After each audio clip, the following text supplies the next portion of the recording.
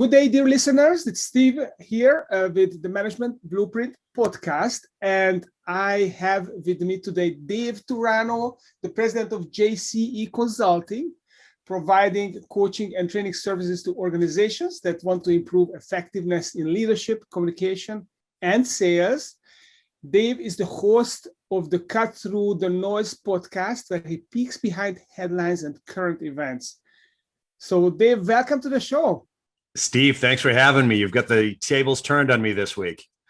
That's right. I visited your show a few weeks ago, and now it's my chance to ask you some penetrating questions and find out about your thought about management blueprints and generally, helping leaderships and helping teams get much healthier.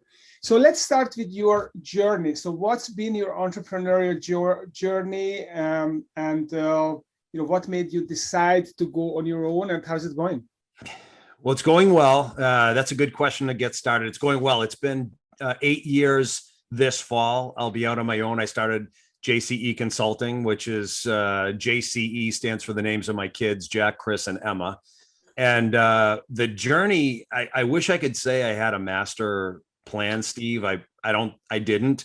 I can just say that over the course of my career, as the years went by, I started to become antsy, and I got to the point in my life and within the jobs that I had where I just wanted to do things my own way. I got tired of kind of listening to other people. And so finally, and it was getting worse and worse and worse to the point where I was almost kind of unemployable. I just wanted to do things my own way. I had no choice but to just finally say, put up or shut up and do it. And so that's what I did. And in 2013, I took the plunge and I'm still here. So it's been a great ride.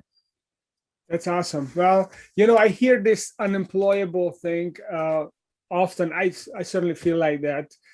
Once you taste the freedom of entrepreneurship, however challenging it is often, you don't want to go back, right? Never. Never. I get the chance to talk to so many really, really good people, smart people who have great jobs. And a lot of them are very happy in their jobs, but there are a good percentage of them that aren't. And they're completely, for lack of a better phrase, they're trapped by the paycheck, or they're imprisoned by the idea that they have to report or work for somebody else. And it's hard to get people to consider that being independent is actually liberating, and it's not as scary as it seems before you do it. So I'm sure you probably had those same feelings before you got started too. I could, yeah, absolutely. So I felt totally trapped, and I tried to rationalize this idea of the entrepreneurship, that it's a thing, that it's possible to be entrepreneurial inside an organization. Yeah. Until I got the rug pulled out from under me one day, and I realized that I just had a job, and I had there was a team, there was kind of a business that we were building, but I could just be pushed out and someone else took over from me. Yeah.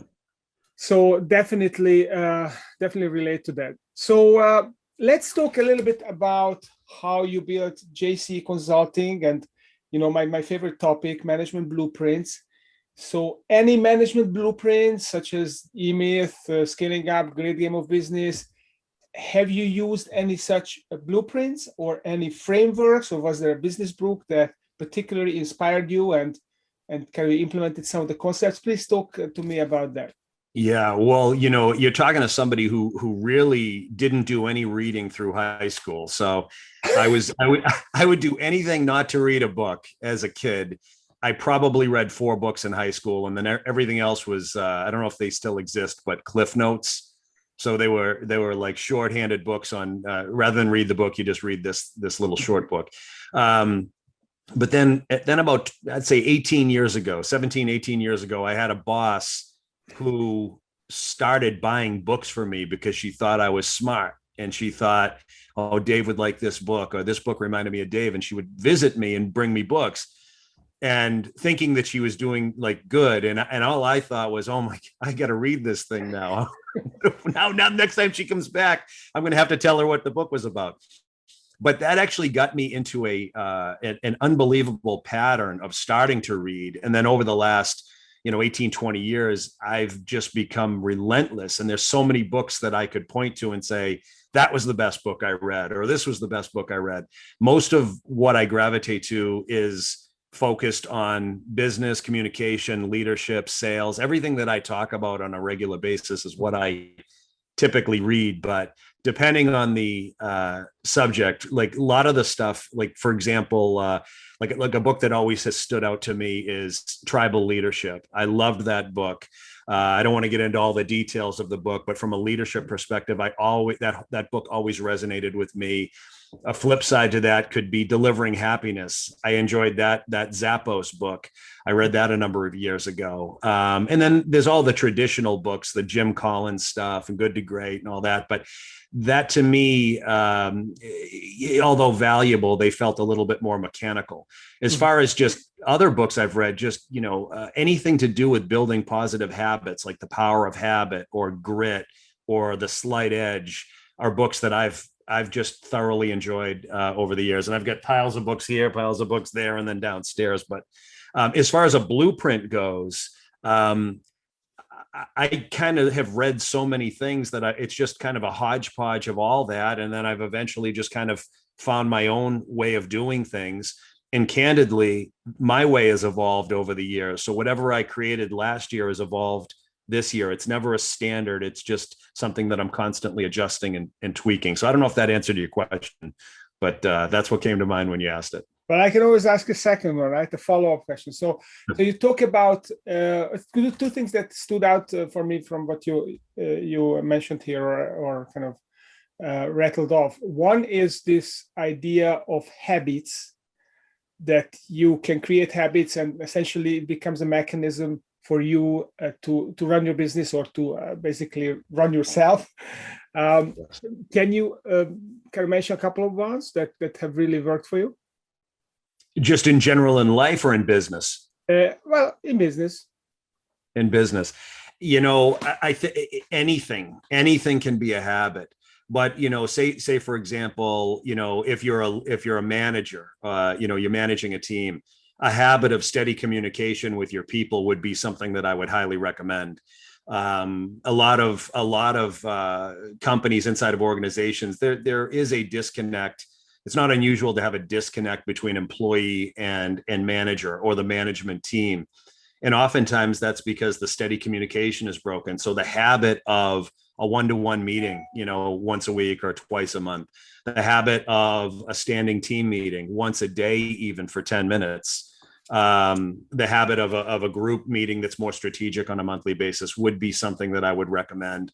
But, if I were coaching, say, a salesperson, a habit of using your phone to connect with somebody versus the habit of hiding behind a text, for example, or a blanketed email would be examples of things that I would highly encourage. Anything that opens up. I mean, I'm a communication coach. I focus on managers and leaders and salespeople, and I help resolve conflicts between departments.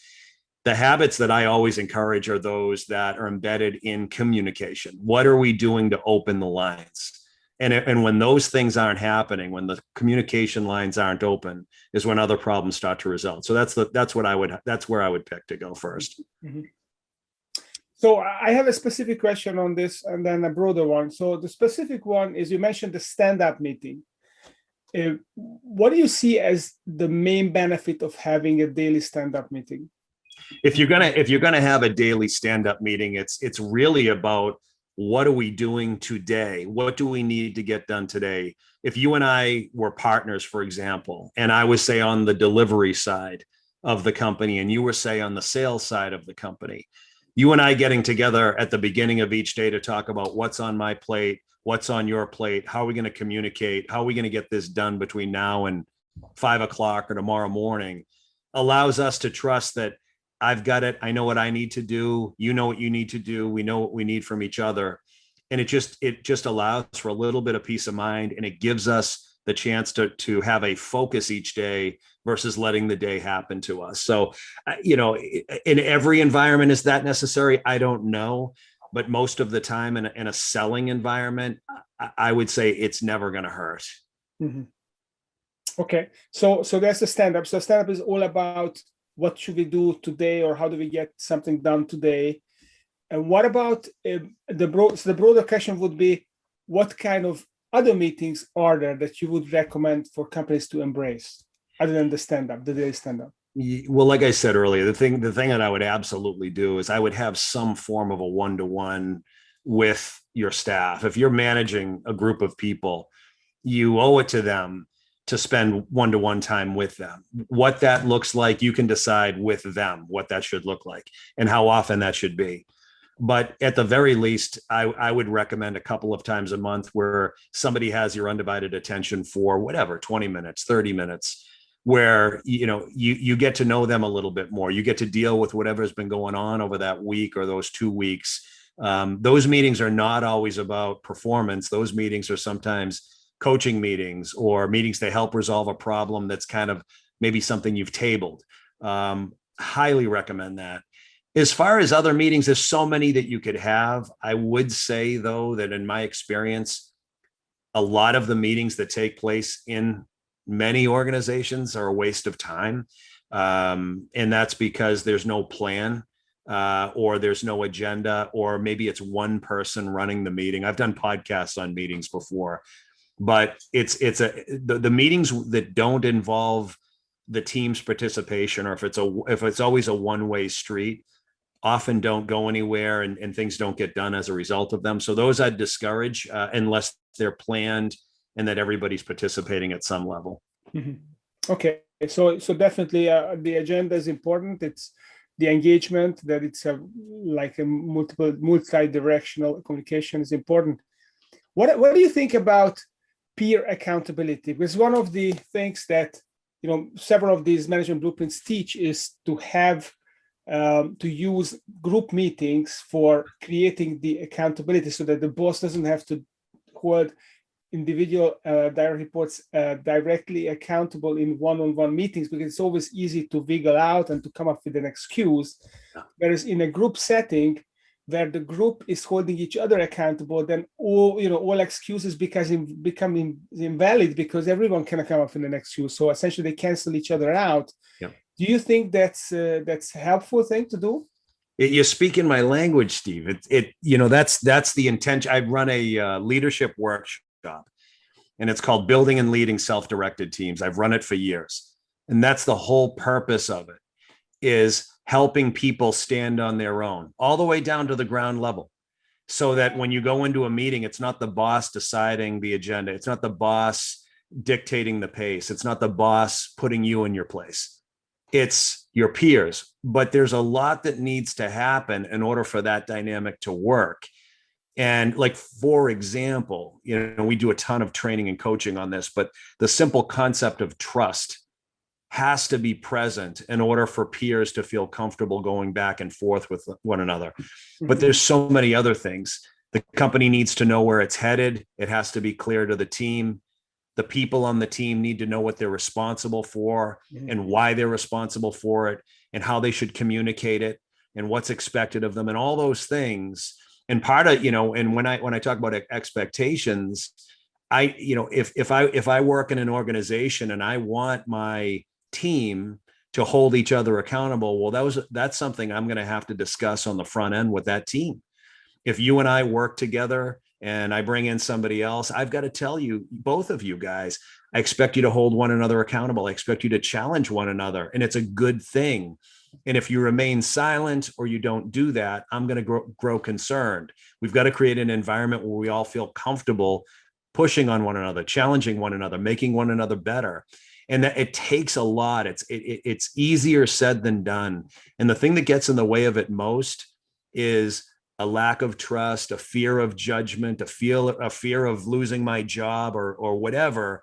And I spend my day after day, week after week, trying to create these environments inside of organizations. And it starts with the people and the communication and trust between people, first and foremost, in order for that dynamic to actually work. What's your take on that? You asked me that for a reason. So yeah, you brought that up. I like it. I mean, I agree that there has to be a vision. There has to be, a purpose, a vision, a strategy. The people have to know where they're going, as you say. and they have to be clear on what their roles and responsibilities are, so that they are not stepping on each other's toes. They're not going to be afraid of infringing on each other's territory. So it's clear accountability and empowerment.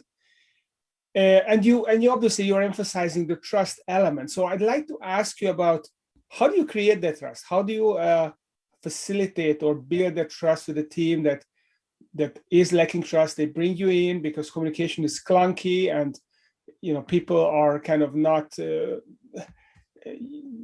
they are in their silos. They're trying to do their own thing and not worry about maybe they are frustrated about how other people behave. How do you break the ice, and how do you start the ball rolling? Yeah, it's not an easy thing. It's such a simple concept, because everyone I've ever met in my life, every client that I've ever taken on, knows what trust is. There's nobody that doesn't know what it is, and we know when it's there and we know when it's not there. The problem that usually exists is when it's not there, when an organization isn't functioning properly, it's because they've ignored the fact that it's not there, or they've tolerated the fact that it's not there, and they've let it go for so long that they don't know how to get back into the conversation, or it's just too uncomfortable. And so when I go in, oftentimes I'm inheriting what exists. And the only way for me to even resonate with the audience is to not come in as the expert. I've got to recognize, from my angle, that not everybody in the organization might want me there in that moment. Most of them might not have even asked for me to be there. So, for example, I might say that right out of the gate to let them know, I likely get what you're thinking right now, and this could be harder than it needs to be. But when it comes to, say, working between, say, employee and boss, or colleagues that don't get along, it really starts with defining what it is, and without putting anybody on the spot, especially in a training session, you've got to define what trust is and what it isn't. And a lot of people, they say they know what it is, but the best book I read on it, I thought, was Speed of Trust by Stephen Covey, or Stephen Covey's son. He's got some initials next to his name, but he basically defines trust as confidence. And that totally resonated with me. Mm-hmm. If we have trust with each other, you and I have never actually met each other face to face. We've met on 2 of these Zoom calls. But when you have trust with people, you have confidence and comfort with people. And when that's present, it's obvious, because the conversations flow. Mm-hmm. But when the conversations don't flow, or I'm holding back, or I'm being judgmental, then I know it's not there. So it's helping people to recognize when confidence isn't present, and then helping them understand or pinpoint why.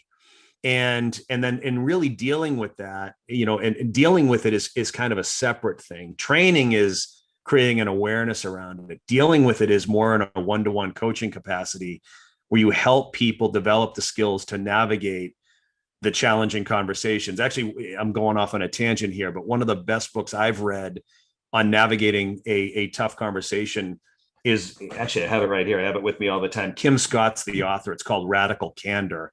I don't know if you've read that book, but I recommend it to everyone. And it helps people to deal with things that are uncomfortable without judgment. You let people know you care about them, and then you deal with them candidly. And that's pretty much what I do, is I help people recognize when those things are missing, help people maintain a level of care with another person, and then tell them the truth. And then hopefully through that, they're able to work through some of these challenges. I don't know if that even answered your question. I went off on a tirade there. So when you're talking about building trust on a one-on-one, then you are building the trust between these two people, or you are actually can transfer the trust on the organization. So I have my direct report. I'm the CEO. I feel like we have a trust issue on the team. I sit down one-on-one with my 4 direct reports and kind of work on the relationship. Yeah. Is it gonna solve the team issue, or it's just gonna solve my bilateral trust issue with that person? This is such a complex question, but if there's an inherent trust issue in a company, it always starts at the top. Mm-hmm. And so there's often a disconnect between CEO and the executive team that's unspoken. And then when that happens, then you'll start to see departments or business units operate independently, because if you and I are peers, but we don't quite see eye to eye, and you're favored by the CEO, you're her favorite. I might be unintentionally working against you and deliberately doing things against you, which causes my department to kind of separate out. Mm-hmm. And rather than really doing what's best for the company and the customer and the culture, I'm more interested in not doing what you're doing. Mm-hmm. And then I basically condition a team to behave this way. That's just a silly example, but it does happen all the time. So the only way to really, in my mind, is for the person at the top to say, I've allowed something to exist. I've tolerated something. I've ignored something. There's a lack of trust in my organization, and it's because of me. Even if I'm an honest person, which I am, but even if I'm being honest, if I've allowed my team to behave dishonestly, or if I've allowed them to allow their people to behave dishonestly, or ignore backstabbing, ignore, water cooler talk, or whatever that is, tolerate a bad attitude, then it's my fault. You condone what you tolerate, right? 100%. And that's where it goes. I mean, you talked about purpose earlier, and mission and vision. Companies need to have that, but if they don't live, and they need to communicate it, but if they don't live it, it's worthless. I could lose trust in you immediately if I'm interviewing you to be part of my executive team, and I sell you on the story of my company, and then you come in to lead, and you're all fired up to lead the charge into whatever territory. And then all of a sudden I do something or say something that's counter to what I told you during the interview. Your desire to do that goes away almost immediately. You start to doubt yourself. I thought I knew this guy. Is he not what he projected during that interview? I don't even know if I have the conviction to talk to my team right now. These are all things that kind of run inside. Mm-hmm. And I've seen many VP neutralized in front of their teams because of how they now feel about their boss. I've seen many mid-level managers neutralized strictly because of the way their VP speaks to them, and so on and so forth. And that's how trust erodes in an organization. And it always erodes from the top. I know that saying, the fish rots from the head down, is just so overused, but it's true. And every company that is not able to work through this stuff has a leader that's screwing it up. Mm-hmm. What about this concept of that Pat Lencioni talks about in the 5 dysfunctions of a team? He talks about this vulnerability-based approach, that you can build trust by enhancing people's comfort level with being vulnerable with each other in a group setting, and then if they grow to learn to trust each other because they are exposing themselves to each other. Do you believe that's a solution, or that works, or you think that if it still depends on the leader being vulnerable with everyone else first, otherwise the whole thing's going to crumble? Well, it's only going to be as effective as the leader. It's only going to be as effective as the leader. So even if the group is willing to be vulnerable with one another, if they work for a leader that doesn't show vulnerability, mm-hmm. or that they fear, or that they feel like they can't be candid with, then they're going to be working in it's almost like a little separate company inside the organization. So that might feel better here.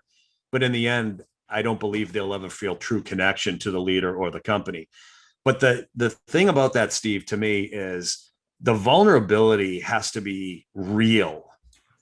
I've worked in organizations that preach vulnerability, and it's not real, where vulnerability becomes my escape for accountability. Mm-hmm. If I'm vulnerable with you, that doesn't absolve me of what I'm responsible for. I could sit there and tell you I'm going through a tough time. I'm really having I'm dealing with imposter syndrome, and you feel bad for him. I'm having a hard time at home, and I'm you're soaking it all in. But that vulnerability is only going to take me as far as you've got to see me willing to deal with my vulnerability, or deal with whatever I am kind of projecting is in my way. But I've seen plenty of people over the years use vulnerability as a weapon to get out of responsibility. And that's when they lose credibility with their people and their teams or with their peers. So it depends. Are you weaponizing vulnerability, or are you just saying, look, I screwed up, all right? And you genuinely mean it. And you give the person the ability to kind of say, hey, yeah, you did screw up. And I know I got to not do that anymore. Help me not do that anymore. Instead of, using it as a way to get out of something. And so I have seen that, unfortunately. Yeah. No, I mean, I've never heard this articulated, but it is so true. People use that and they make you feel guilty and essentially let them off the hook. And that's terrible. That's manipulation, right? It is. And, every organization that I've been in wants to perform better. Every one of them says they want to grow, right? And they put expectations and plans and quotas and whatever on their people to achieve whatever goals. But a lot of them are not willing to make the tough decisions on those that aren't getting it done because they've got a bad attitude, because they're lazy, because whatever, because they're just not looking to get it done. They don't want to be there, but they're unemployed. They're mentally unemployed, but they're physically employed. And when the team sees that, you lose credibility. That's another way to disrupt trust. If we start making exceptions for people, well, it's just Steve, Steve's going through a tough time, or Steve's attitude, you got to be sensitive, you got to be careful around him. I don't know how he's going to receive this. And then the organization sees me working around you and then trying to hold them to this standard while I absolve you from the standard. I got a problem, because they're going to see me as an enabling leader and not one that embraces vulnerability. They see me as somebody who embraces excuses for other people, and then I lose my credibility. Mm-hmm. And then it makes it okay for everyone in the organization to make an excuse about anything. I mean, that's a huge issue. And I have, I've got a couple of clients who are struggling with this idea of not making the tough decision because they feel that, maybe they feel attached to some people that have been with them for forever, and they like them as people, and they kind of make exceptions for them. They tolerate the lack of results, or lack of even trying, or dysfunction, or whatever it is. And then it basically demotivates everyone else in the organization. It makes the A players leave, and then they're stuck with B and C players, and they get into this situation where the whole organization gets stuck in this survival mode, and that's a terrible predicament. So these are good people who feel, because they don't want to hurt anyone, they are actually hurting the company. Yeah, and some of the people they hold on to, and I see this all the time. Ever since even before I started my company, I think about I've had some great bosses over the years, and I've had some really weak bosses over the years. And that's where I would struggle as the employee, is when I was reporting to somebody who just didn't get it, or who didn't relate to the team, the person that the team looked at and said, does this guy even know what he's doing? How is this person in charge? And the organization, and I see this now, has a difficult time moving on from the kind person, the nice person, the happy-go-lucky person that they assumed could manage, or they assumed could lead, and they pay them whatever they're paying them, 200 grand, 300, whatever they're paying them. The team will see this person there's no value in this person to me. And then they hold on to them. That's the tough part. I think they hold on to people that they like. They just might have them in the wrong seat, or they just might have hired somebody who's just not built to lead this team. That team needs more than this individual. And when we keep people around just because we like them, or just because we feel bad for them, in the end, they end up leaving worse off. They don't leave the organization confidently. They leave feeling let down. They leave feeling, what happened? They don't know. And that's where we are really falling short in business, is we don't tell people the truth. We make assumptions. We hire way too casually. And then we get people in, we think they're going to be something, and when they're not, we keep them too long, and sometimes and I've seen this happen, and it's so cruel, where we make it so hard on somebody that we wish we didn't hire, that we just push them to quit, and they quit and they leave really in a bad place, or we fire them in anger for something that maybe we should have realized a long time ago, which was we shouldn't have hired them.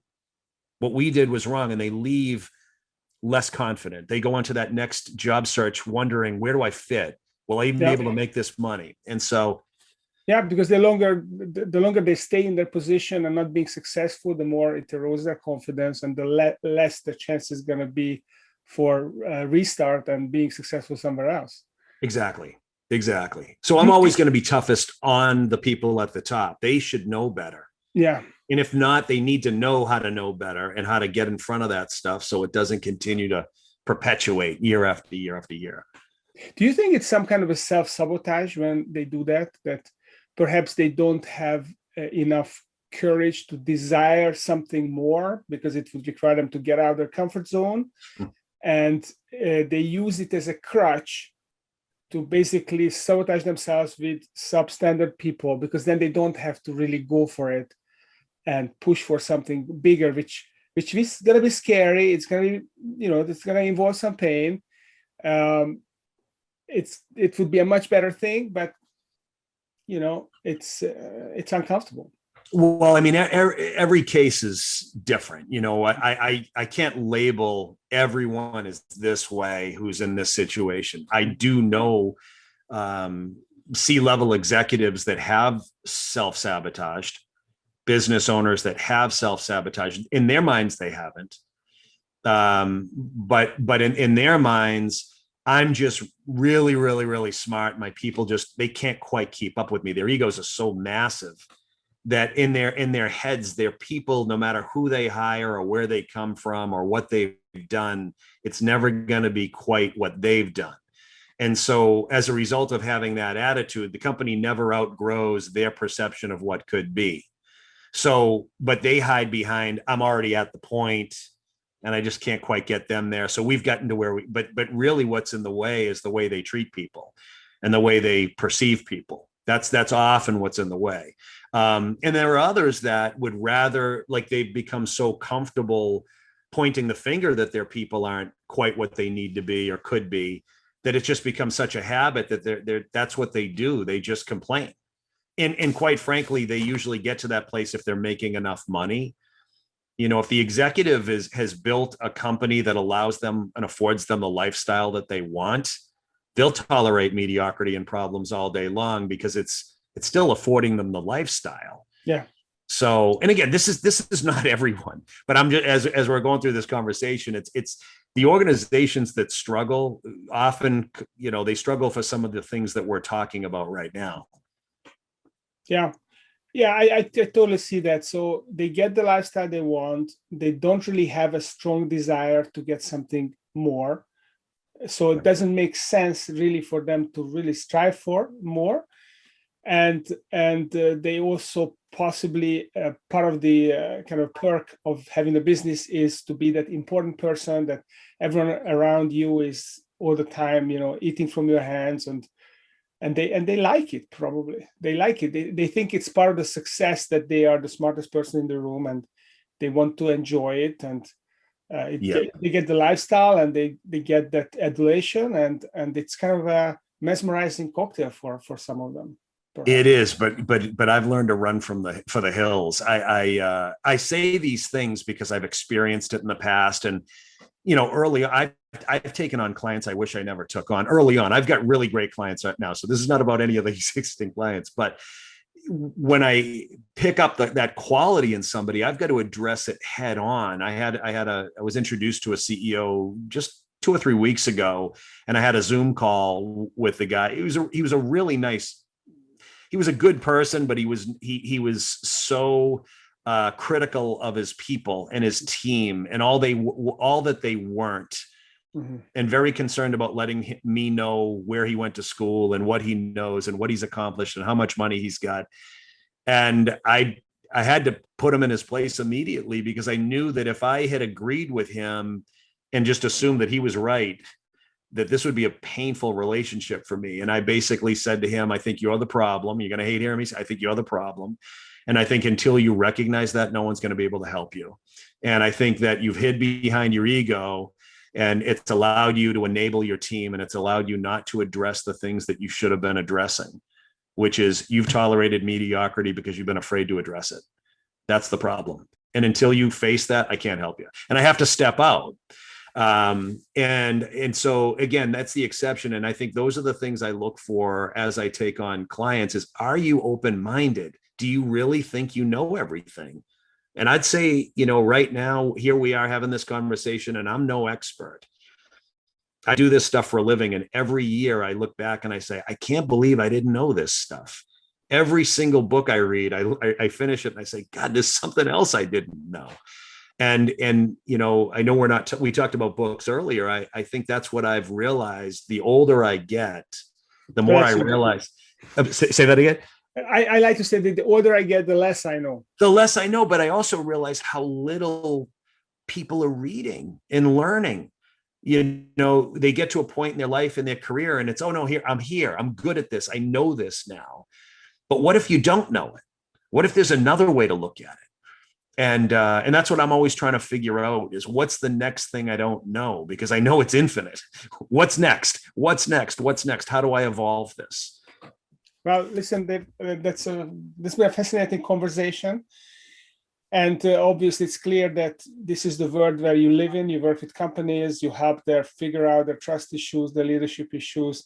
So if people would like to get more of you, find out more what you do, and like to connect with you, where should they go? Well, if I didn't scare anybody away, the best way to I would just say the best way to reach me is just connect on LinkedIn. Dave Turano, LinkedIn, Turano. If you want to do want any information on our services, JCEGRP.com. Just look us up on the web, go on to services. You'll see some of the stuff we do. And listen to the podcast. I know you were an awesome guest last week, Steve. I think last week is when our episode came out, but listen to Cut Through the Noise podcast on Apple or Google or wherever you listen, and you'll get a feel for what it is that we talk about, we think, and don't hesitate to message or reach out. That's the best. Those are the three best avenues to connect with me. Okay, well, definitely Cut Through the Noise is a great podcast. I highly recommend it. So thanks for listening, and check out Dave Turano on LinkedIn. And also, if you enjoyed this episode, please rate, review us so that more people can get access to us and to this podcast.